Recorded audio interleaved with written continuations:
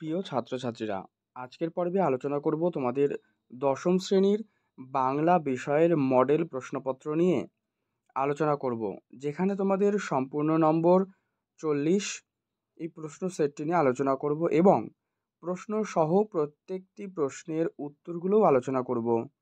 তাই অবশ্যই তোমরা পর্বটি ভালো করে প্র্যাকটিস করো এবং দেখে নাও। এখানে দেখো বিভাগ ক। এই বিভাগ কয়ে যে প্রশ্নটি রয়েছে তার যে নির্দেশ রয়েছে সেটি আগে দেখে নাও। নির্দেশে রয়েছে সঠিক উত্তরটি নির্বাচন করো। ঠিক আছে, এখানে সঠিক উত্তরটি নির্বাচন করো দিয়ে রয়েছে 7টা প্রশ্ন। তার অ্যান্সারগুলো প্রথমে আমি সমাধান করে দিচ্ছি। প্রথম প্রশ্ন, সাদা উত্তরীয়টি পড়েছিল। সাদা উত্তরীয়টি পড়েছিল কোথায়? মাদুরের উপর, কম্বলের উপর, বারান্দার উপর নাকি মেঝের উপর? উত্তর করবে মাদুরের উপর। 2, মিথ্যেবাদী কোথাকার? এখানে বক্তাকে, এখানে বক্তা হলেন জগদীশবাবু। 3, সাজিলা রথীন্দ্রোৎসব বীর আবরণে, এখানে রথীন্দ্রোৎসব কে? উত্তর ইন্দ্রজিৎ। 4, দিগম্বরের জটায় হাসে শিশু চাঁদের কর। শিশু চাঁদের কর বলতে বোঝানো হয়েছে কিসে? 4 দাগের অ্যান্সার করবে যে শিশু চাঁদের কর বলতে বোঝানো হয়েছে অর্ধচন্দ্রের আলো। ঠিক আছে, 4 হয়ে যাবে গ। উপভাষা পদটি কোন অর্থে প্রযুক্ত হয়েছে? উপভাষা পদটি এখানে কিন্তু সাদৃশ্য অর্থে ব্যবহৃত হয়েছে। নেক্সট 6 নম্বর প্রশ্ন, পূর্বপদটি সংখ্যাবাচক আর বিশেষণ হয় কোন সমাসে? ঠিক আছে, কোন সমাসে হবে? উত্তর করবে এখানে বহুব্রীহি আর দ্বিগু সমাসের ক্ষেত্রে পূর্বপদ সংখ্যাবাচক, বিশেষণ হয়। 7, গিরিশ পদটির ব্যাসবাক্য হবে। তার মানে গিরিশ পদটা, গিরিশকে যদি ব্যাসবাক্য করা হয় তাহলে কি হবে? উত্তর হবে গিরির ঈশ, এটা হচ্ছে গিরিশ। নেক্সট রয়েছে দেখো কম বেশি 20টি শব্দের প্রশ্নগুলোর উত্তরগুলো লিখতে হবে। এখানেও রয়েছে কিন্তু তোমাদের মোট 6টা প্রশ্ন। ঠিক আছে, এখানে মোট 6টা প্রশ্ন রয়েছে। দেখো তার উত্তরগুলো বলছি আমি এক এক করে, তোমরা লিখে নাও। প্রশ্ন, বাহ, এ তো বেশ মজার ব্যাপার। মজার ব্যাপারটা কি? মজার ব্যাপার হচ্ছে যে জগদীশবাবু সুকৌশলে হিমালয় থেকে আগত সন্ন্যাসীর পায়ের ধুলো গ্রহণ করা নিয়ে, এটাই হচ্ছে তার মজার ব্যাপার। 2 নম্বর প্রশ্ন রয়েছে, রুষিবেন দেব অগ্নি। হ্যাঁ, মানে অগ্নিদেব রুষ্ট হবেন কেন? কেন রুষ্ট হবে? কারণ বক্তা ইন্দ্রজিৎ সে পিতা লঙ্কেশ্বর রাবণকে বলেছেন যে তাদের মতো বীর সেনারা থাকতে যদি স্বয়ং লঙ্কাধিপতি রাবণ যুদ্ধে যায় তাহলে তাদের ইষ্ট দেবতা কিন্তু অগ্নি, সে কিন্তু রুষ্ট হবেন। ঠিক আছে, 3 নম্বর দেখো, এটা লিখে নাও। বলছে এসব কথা বলার দুঃখ আছে, মানে বক্তা কোন কথা বলার দুঃখ আছে বলেছেন? এখানে বক্তা হচ্ছে রামদাস তলওয়ারকর, যে অপূর্বর মুখে ব্রিটিশ পুলিশ বাহিনীর প্রতি বিদ্বেষ এবং গভীর দেশপ্রেমের কথা শুনে বলেছেন যে এসব কথা বলার দুঃখ আছে। ঠিক আছে, 4, জীবনহারা পদটার ব্যাসবাক্য সহ সমাস। জীবনহারার ব্যাসবাক্য করলে হবে জীবন হারিয়েছে যে, এবং এর যদি সমাস করা হয় তাহলে হবে এটি উপপদ তৎপুরুষ সমাস। ঠিক আছে, জীবনহারা।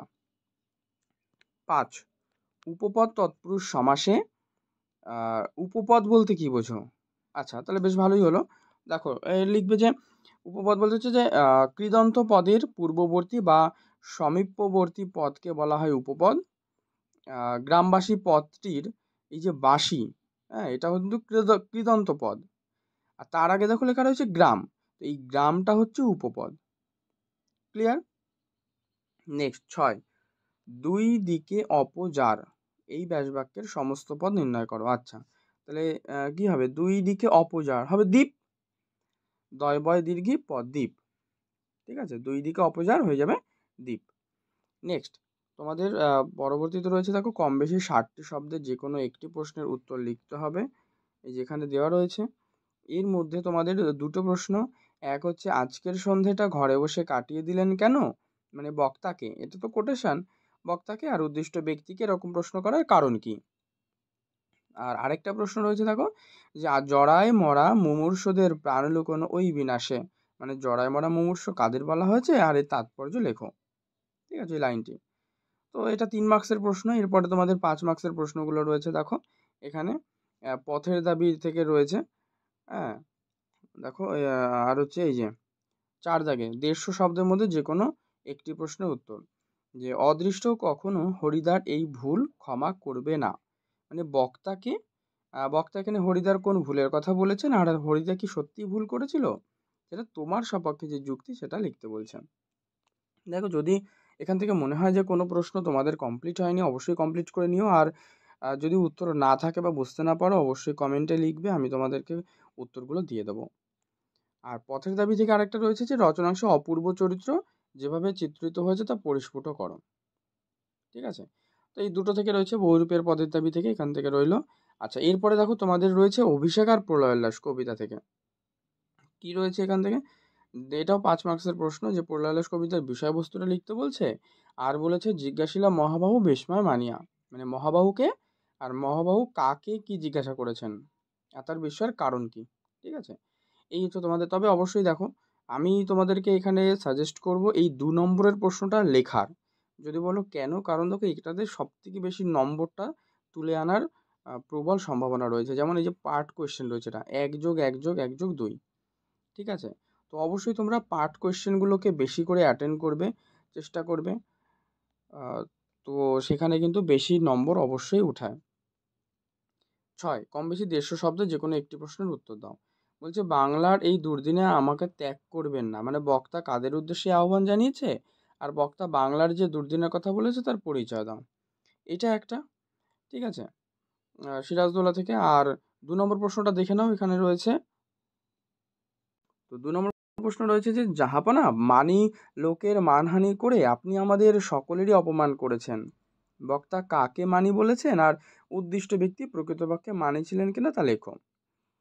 এটা। আর 7 নম্বরে রয়েছে দেখো তোমাদের কোনি বই থেকে, ওগুলো এক একটি চাকতি মাত্র, ওগুলোর মধ্যে যে কথাগুলো ঢুকে আছে সেটাই আসল, এই চাকতিগুলো আসলে কি আর ওই চাকতিগুলোর মধ্যে কোন কথা ঢুকে আছে, আর বক্তা উদ্দিষ্ট ব্যক্তিকে ওই কথাগুলোর মধ্যে কি বলতে চেয়েছেন। এটা 5 মার্কসের প্রশ্ন। আর 2-এ রয়েছে যন্ত্রণা আর সময় তোর অপোনেন্ট। হ্যাঁ, বক্তা কাকে কখন কথা বলেছে আর বক্তা উদ্দিষ্ট ব্যক্তিকে কথা বলেছেন কেন, এই দুটো মিলে হচ্ছে 5। তো এই দুটোর মধ্যে যে কোনো তোমাকে একটা লিখতে হবে, যার মার্কস হচ্ছে 5। আর সবশেষের 8 দাগে থাকবে তোমাদের 150 শব্দের মধ্যে একটা প্রতিবেদন লেখা, যেটা বিভিন্ন রকম হতে পারে। এখানে যেমন রয়েছে বিদ্যালয়ে পালিত স্বাধীনতা দিবস উদযাপন অনুষ্ঠান, আর একটা রয়েছে হচ্ছে বিদ্যালয় পড়ুয়াদের করোনা ভাইরাসের টিকাকরণের প্রয়োজনীয়তা। এই দুটোর উপরে তোমাদের রচনা কিন্তু আসতে পারে, প্রতিবেদন রচনা। ঠিক আছে, তো আমি সম্পূর্ণ প্রশ্নপত্র নিয়ে আলোচনা করলাম। পর্ব ভালো লাগলে অবশ্যই লাইক করে দিও, শেয়ার করে দিও বন্ধুদের মধ্যে। চ্যানেলে নতুন হলে কিন্তু অবশ্যই চ্যানেলটি সাবস্ক্রাইব করে পাশের বেল বাটনটি অল করে রেখো।